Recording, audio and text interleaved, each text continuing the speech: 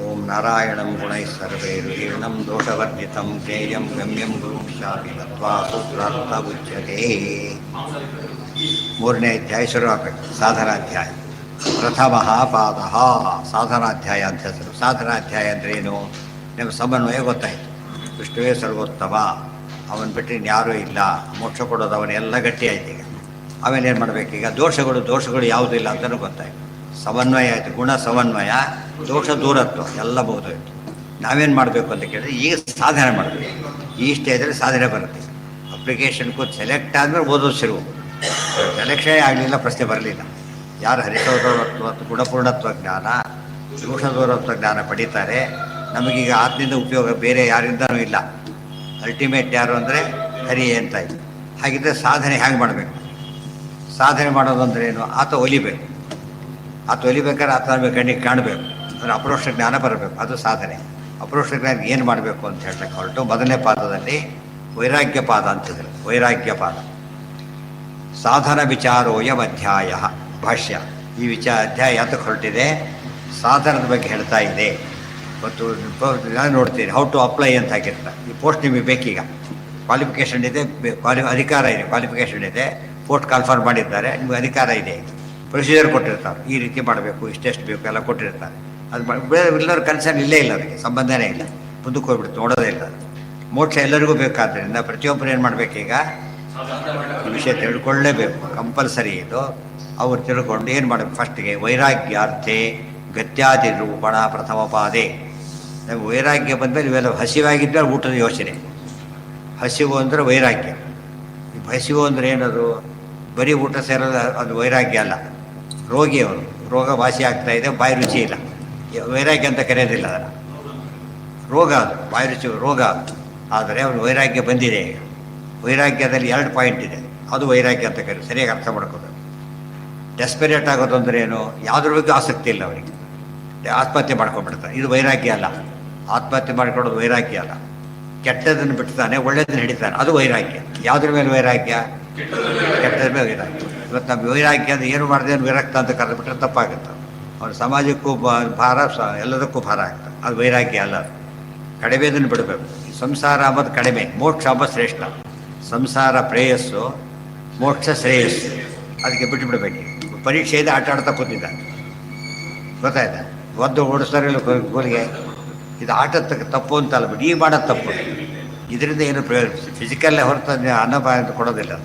ಅದಕ್ಕೋಸ್ಕರನೇ ವೈರಾಗ್ಯ ಬರಬೇಕು ಅಂತ ಹೇಳ್ತಾರೆ. ನಮ್ಮಲ್ಲಿ ಏನಾಗಿದೆ ಗೊತ್ತಾ? ಈಗ ಪಾಠ ಪ್ರವಚನಗಳು ಅಂದರೆ ಕುಡಿಸಗಳು ಪಾಠ ಹೇಳ್ತಿರೋದು ಅಷ್ಟೇ ಅಲ್ಲ.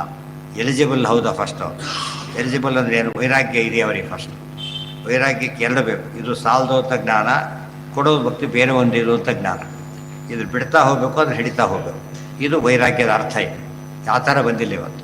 ನಾವು ನಂಬರ್ ಬೆಳೆಸಿದ್ರೆ ಹೇಗೋ ಹಾಗೆ ಸ್ಟೂಡೆಂಟ್ಸ್ ಇಲ್ಲ ಹೋದಲ್ಲೋ ಏನಾರು ಕೊಟ್ಟು ಕರ್ಕೊಂಡ್ಬರೋದು ಅವ್ರನ್ನ. ಕೆಲವು ಕೋರ್ಸಲ್ಲಿ ಸ್ಟೂಡೆಂಟ್ಸ್ ಸೇರೋದಿಲ್ಲ. ಆ ಮೇಷ್ಟಿ ಭಾರಿ ಸಂಕಟಲ್ಲಿ ಹೋಗಿಬಿಟ್ಟು ಕೆಲಸ ಹೋಗಿಬಿಡ್ತದೆ. ಅದು ಏನು ಮಾಡ್ತಾರೆ? ಕೆಲವರು ಕೂಡಿಸ್ತಾರೆ, ಕೂಡಿಸ್ಬಿಟ್ಟು ಯಾರು ಹಿಡ್ಕೊಂಡ್ಬಿಡ್ತಾರೆ, ಬರೆದು ಬಿಡೋದು ಒಳಗೆ.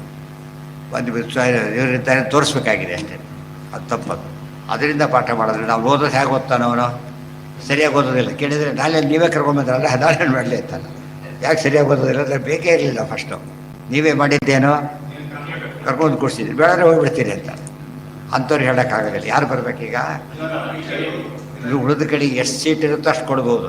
ಇಲ್ಲಿ ಸೀಟ್ ಇಲ್ಲ ಅಂದ್ರೆ ಒಬ್ರಿಗೂ ಕೊಡೋದಿಲ್ಲ. ಒಬ್ಬರಿಲ್ಲ, ಇಲ್ಲ ಅಷ್ಟೇ. ಅದಕ್ಕೆ ಗ್ಯಾಪ್ ಬಂತು. ಪಾಠಶಾಲೆ ಇರಲಿಲ್ಲ. ಸೊ ಯಾಕೆಂದರೆ ಆ ಥರ ವಾತಾವರಣ ಕ್ರಿಯೇಟ್ ಆಗಿದ್ದಾಗ ದೇಶದಲ್ಲಿ ಭಾರಿ ಡಿಸ್ಟರ್ಬೆನ್ಸ್ ಎಲ್ಲ ಕ್ರಿಯೇಟ್ ಆಗಿದ್ದು, ಯಾರು ಬರ್ತಿರಲಿಲ್ಲ. ಆದರೆ ಅದು ಬಂದಾಗ ಏನು ಮಾಡಬೇಕಾಗ? ಆರಿಸ್ಬೇಕು. ನಾವು ಆರಿಸಲೇಬೇಕು, ಫಿಲಪ್ ಮಾಡಲೇಬೇಕು ಅಂತ ಭಾವನೆ ಇರಬಾರ್ದು. ಯಾರೂ ಸಿಗಲಿಲ್ಲ ಅಂದರೆ ಇಲ್ಲ ಅಷ್ಟೇ. ಅದು ದುರುಪಯೋಗ ಆಗಬಾರ್ದು. ಅದಕ್ಕೆ ಒಂದು ಮಾತು ಹೇಳಿದೆ, ಅನಾವಿಷ್ಕುರ್ವನ್ ಅನ್ವಯ. ಕಂಡವ್ರಿಗೆ ಹೇಳಕ್ಕೆ ಹೋಗಬೇಡಿ. ಬಂದವ್ರಿಗೆ ಹೇಳಲೇಬೇಕು ಅಂತ ಹೇಳಿದವರು ಕಂಡವ್ರಿಗೆ ಹೇಳಬೇಡಿದ್ದು ಎಚ್ಚರಿಕೆ ಕೊಟ್ಟಿದ್ದ. ಒಂದು ಸೀಟ್ ಇದೆಯಪ್ಪ, ಅಪ್ಲಿಕೆಂಟ್ಸ್ ಇಲ್ಲ, ಅವ್ರು ಇಂಗ್ಲೀಷ್ ಲೆಕ್ಚರ್ ಪೋಸ್ಟ್ ಖಾಲಿ ಇದೆ, ಯಾವನೋ ಸಂಸ್ಕೃತ ಕನ್ನಡದ ಫಸ್ಟ್ ರ್ಯಾಂಕ್ ಬಂದಿದ್ದಾರೆ, ಅಪಾಯಿಂಟ್ ಮಾಡೋಕ್ಕೆ ಬರೋದಿಲ್ಲ. ಯಾತಕ್ಕೆ? ಎಲಿಜಿಬಿಲಿಟಿನೇ ಇಲ್ಲ ಅದಕ್ಕೀಗ. ಅಕಸ್ಮಾತ್ ಬಂದು 3rd ಕ್ಲಾಸವನು ಬಂದ, ಅಟ್ಲೀಸ್ಟ್ ತುಂಬ ಹೋಪ್ಸ್ ಇದೆ, ಸ್ವಲ್ಪ ಮಾಡ್ಬೋದು ಅಂತ. ಇದರೆಲ್ಲ ಚಾನ್ಸ್ ಇಲ್ಲ. ಅದೆಲ್ಲ ಅರ್ಥ ಮಾಡ್ಕೊಡೋದೇ ವೈರಾಗ್ಯಕ್ಕೆ ಅರ್ಥ. ಇವತ್ತು ವೈರಾಗ್ಯ ಅಂದರೆ ಏನೋ ಡಲ್ ಆಗಿಬಿಟ್ರೆ ವೈರಾಗ್ಯ ಅಂತ ಕರೆಯೋದು, ಕೂಡೋಗ್ಬಿಟ್ರೆ ವೈರಾಗ್ಯ ಅಂತ ಕರೆಯೋದು ಅಲ್ಲ. ಅವ್ರು ಅನ್ಫಿಟ್, ಎಲ್ಲದಕ್ಕೂ ಅನ್ಫಿಟ್ ಆಗಿಬಿಟ್ಟಿದ್ದಾರೆ. ಮೋಕ್ಷಕ್ಕಂತೂ ಅಷ್ಟು ಕೇಸ್ಗಳು. ಭೂತಬಂಧಸ್ತು ಸಂಸಾರ ವೈರಾಗ್ಯಾರ್ಥೆ ಗತ್ಯಾದಿ ನಿರೂಪಣ ಪ್ರಥಮ ಪಾದೇ ಭೂತಬಂಧೋ ಹಿ ಬಂಧ. ಈ ವೈರಾಗ್ಯದೊಳಗೆ ಮೊದಲನೇ ಪ್ರಶ್ನೆ ಸರಿಯಾಗಿ ಓದಬೇಕಿದ್ದಾರೆ, ಓದಿದಷ್ಟು ಕೂಡ ನಿಜವಾದ ಅರ್ಥ ಆಗುತ್ತೆ. ವೈರಾಗ್ಯ ನಮಗೇನಾಗಬೇಕು ಅಂದರೆ, ನಾವು ಜನ ತಿಳ್ಕೊಂಡಿದ್ದಾರೆ ಭೂತಬಂಧೋ ಹಿ ಬಂಧ. ಭೂತ ಅಂದ್ರೇನು? ಪಂಚಭೂತಗಳು. ಪಂಚಭೌತಿಕತೆಯೇ ಬಂಧನ. ಈ ಬಂಧನ ಅಂದ್ರೆ ಏನಾಗುತ್ತೆ? ಅಲ್ಲಿ ಮೋಕ್ಷ ಸಿಕ್ಬಿಡುತ್ತೆ. ಆದ್ದರಿಂದ ದೇವರಿಗೂ ಏನೂ ಬೇಕಾಗಿಲ್ಲ. ಭೂತಬಂಧ ಹೋದರೆ ಭೂತಬಂಧ ಯಾವಾಗ ಹೋಗುತ್ತೆ? ಸತ್ತಾಗ ಹೋಗಿಬಿಡುತ್ತೆ.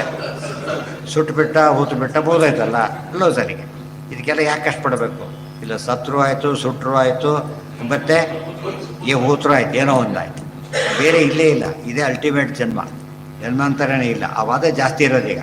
99% ಜನ ಆ ಭ್ರಾಂತಿಯಲ್ಲೇ ಇರೋದು. ಇವೆಲ್ಲ ಯಾತಕ್ಕೆ ಮಾಡ್ತಾರೆ? ಬುದ್ಧಿ ಇಲ್ಲ ಅಂತ ಹೇಳ್ತಾರೆ.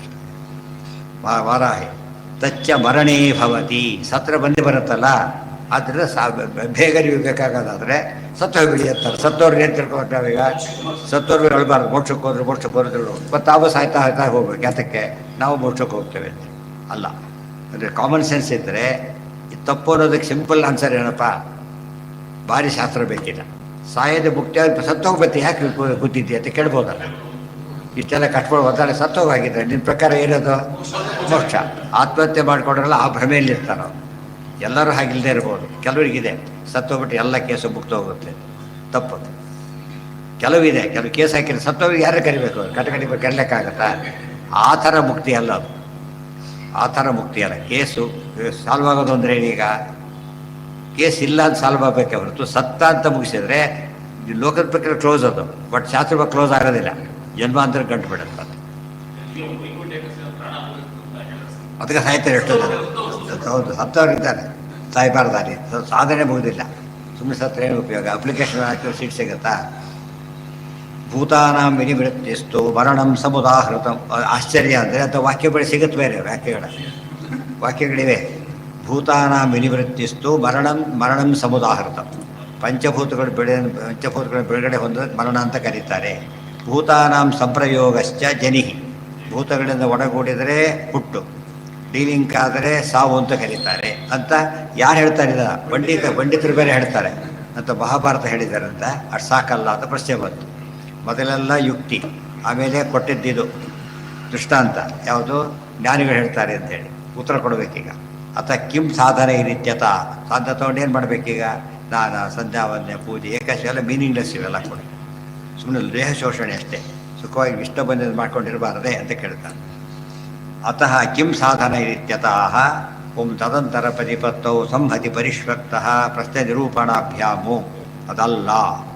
ಶರೀರಾಂತರ ಪ್ರತಿಪತ್ತೌ ಭೂತ ಸಂಪರಿಷ್ವಕ್ತ ಏವ ಗಚ್ಚತಿ. ವೆರಿ ವೆರಿ ಇಂಪಾರ್ಟೆಂಟ್ ಪಾಯಿಂಟ್ ಒಂದಿದೆ ಈಗ. ಮತ್ತೆ ಮರಣನೇ ಏನಲ್ಲ, ಮೋಕ್ಷ ಅಲ್ಲ, ಬಿಟ್ಟುಬಿಡಿ. ಮರಣ ಶಬ್ದ ಏನು ತಿಳ್ಕೊಂಡಿರ್ತೀನಿ ಅಂದರೆ ಭೂತಗಳ ಬಂಧ. ನಿಮ್ಮ ಪ್ರಕಾರನೇ ಮಾತಾಡೋಣ ಅಂತ ಹೇಳಿ, ನಿಮ್ಮ ಪ್ರಕಾರನೇ ಮಾತಾಡೋಣ.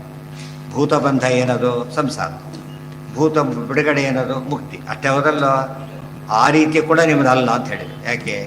ಯಾವನೇ ಸತ್ತಾಗ ಅವ್ರ ಪೂರ್ತಿ ಬಂಧ ಹೋಗಿಲ್ಲ, ಭೂತ ಬಂಧ ಹೋಗಿಲ್ಲ. Very important. ಭೂತ ಬಂಧ ಹೋಗಿಲ್ಲ. ಇದು ಹೇಗೆ ಗೊತ್ತಾ? ಇದು ಮನೆಗೆ ಲೈಟ್ ಬಿಲ್ ಬಂತು, ನೋಡಿದ್ರೆ ಹರಿದಾಕ್ಬಿಟ್ಟ, ಸದ್ಯ ಪೀಡೆ ಹೋಗಿಲ್ಲ, ಆ ಥರ ಆಯಿತು. ಏನಾಗಿದೆ ಅದು? ಅಲ್ಲಿದೆ, ಒರಿಜಿನಲ್ ಕಾಪಿ ಅಲ್ಲಿದೆ. ಇದು ಹರಿದಾಕಿದ್ದು ಗೊತ್ತಾ? ಇನ್ನೊಂದು ಕೇಸ್ ಹಾಕ್ತಾರೆ ಅವ್ರು. ಬೆಸ್ಟ್ ಹರಿದಾಕಾಗಿಲ್ಲ ಅವನು. ಕೊಂದ್ಬಿಟ್ಟ, ನೀಟಾಗಿ ಕೈ ತೊಳ್ಕೊಂಡ್ಬಿಟ್ಟ, ರಕ್ತ ಹತ್ತಿತ್ತು. ನೋಡಿ ಎಷ್ಟು ಇದಾಗಿದೆ. ವೆರಿ ಕ್ಲೀನ್ ಬೇರೆ, ಜೊತೆಗೆ ಟೋಟಲಿ ಕ್ಲೀನ್. ಕೈ ಕ್ಲಿಯರ್, ಮನಸ್ಸು ಆಗಿದೆ. ಇದೇ ರೀತಿ ತಮಾಷೆ ಇದು. Actually fact. ತುಂಬ ಜನ ಮಾಡೋದು. ಯಾರು ನೋಡಿಲ್ಲ ತಾನೇ ಪಾಪ ಅಲ್ಲ, ತಪ್ಪದು. ಯಾರು ನೋಡದೇ ಇರಲಿ ತಪ್ಪೇನೆ. ಭೂತಾನಾಂ ಇದೆಲ್ಲ ನೋಡಿಬಿಟ್ರೆ ಮೊದಲು ಭಕ್ತಿ ಪಾದ ಹೇಳ್ತಾರೆ. ಅದಕ್ಕಿಂತ ಸಾಧಾರಣ ಈ ಪಾದ ಹೇಳಬೇಕು.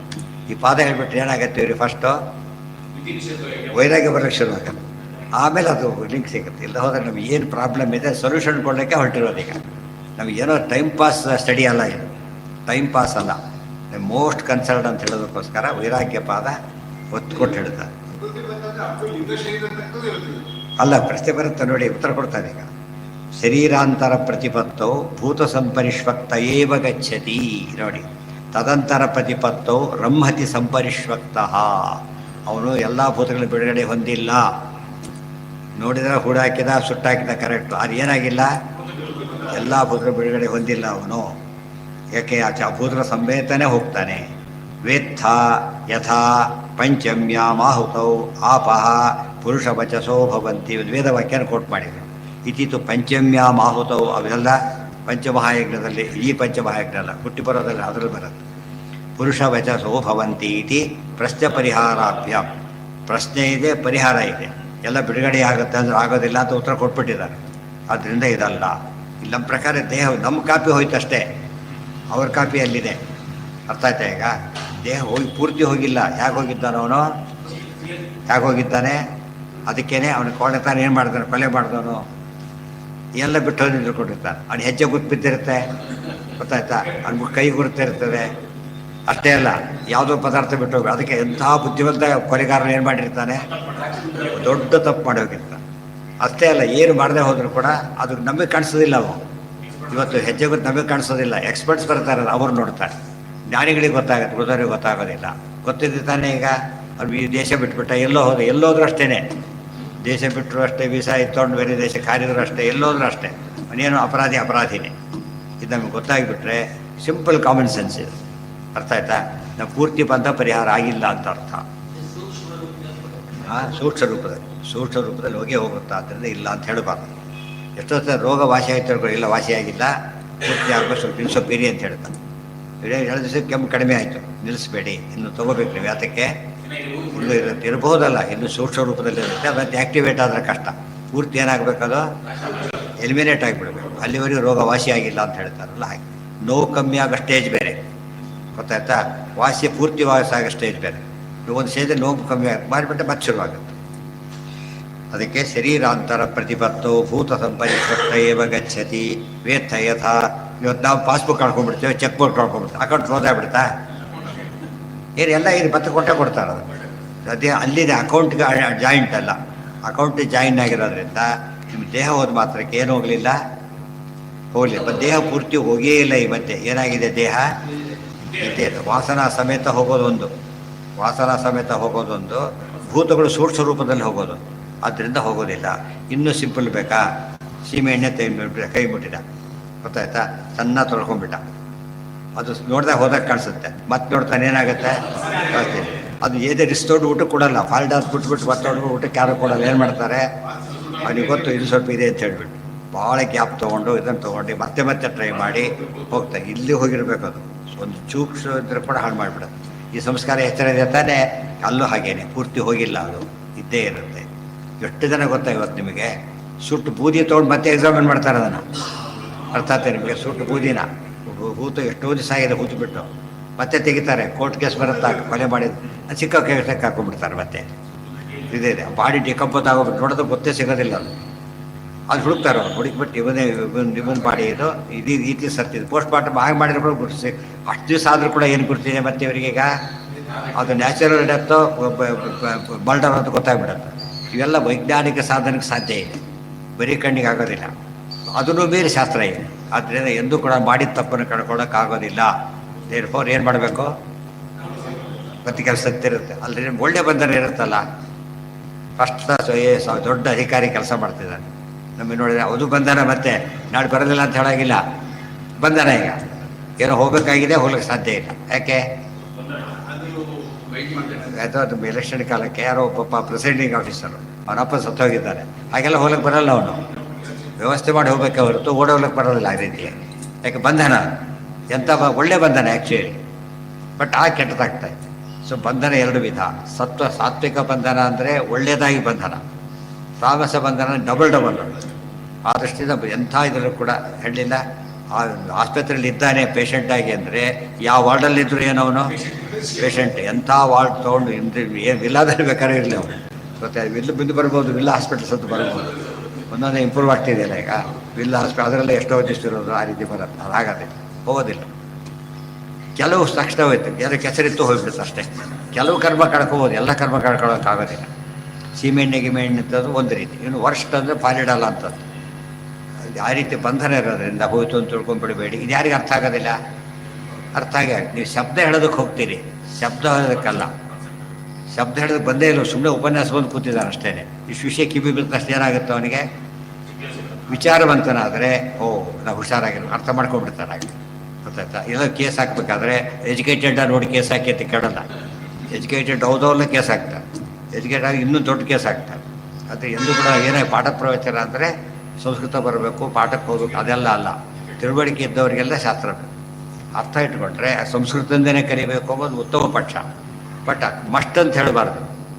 ಹಾಗೆ ಅನುವಾದ ಯಾಕೆ ಮಾಡ್ತೀರಿ? ಹಾಗೆ ಅನುವಾದಕ್ಕೆ ಅರ್ಥ ಉಪನ್ಯಾಸ ಯಾಕೆ ಮಾಡಬೇಕು? ಅಲ್ಲಿ ಓದ್ ತಿಳ್ಕೊ ಅಂತ ಹೇಳಬೇಕು, ಅದೆಲ್ಲ ತಪ್ಪು. ಇದೆಲ್ಲ ಗೊತ್ತಾಗಿ ಯಾರೂ ಅನ್ಯಾಯ ಮಾಡೋಕ್ಕೆ ಹೋಗೋದಿಲ್ಲ. ಇತಿ ತದಂತರಾಧಿಕರಣಂ ಸರಿಯಾಗಿ ಜ್ಞಾಪಕ ಇಟ್ಕೋಬೇಕು. ಈ ಅಧ್ಯಾಯ ಪೂರ್ತಿ ಪಾಠ ಮಾಡ್ಕೊಂಡ್ಬಿಟ್ರೆ ಎಂಥ ಕಾಲಕ್ಕೂ ವೈರಾಗ್ಯ ಬರುತ್ತೆ. ನಾಳೆ ದಿವಸ ಇನ್ನೂ ಕೆಲವು ಪ್ರಶ್ನೆಗಳೆಲ್ಲ ಉತ್ತರ ಕೊಡ್ತಾ ಒಂದೊಂದೇ ಉತ್ತರ ಕೊಡ್ತಾ ಹೋಗ್ತಾರೆ. ಏನು ಉತ್ತರ ಕೇಳಿದ್ರು ರೆಡಿ ಅದಕ್ಕೆ ಇದಕ್ಕೇನಂತಕ್ಕೆ ಪರವಿದ್ಯ ಅಥವಾ ನೈತಾದೃಶಂ ಕಿಂಚಿತ್ ಪ್ರಮಾಣ ತಮ ವಿಷಯ, ಇದಕ್ಕಿಂತ ದೊಡ್ಡ ಪ್ರಮಾಣ ಬೇಕಿಲ್ಲ. ಓಂ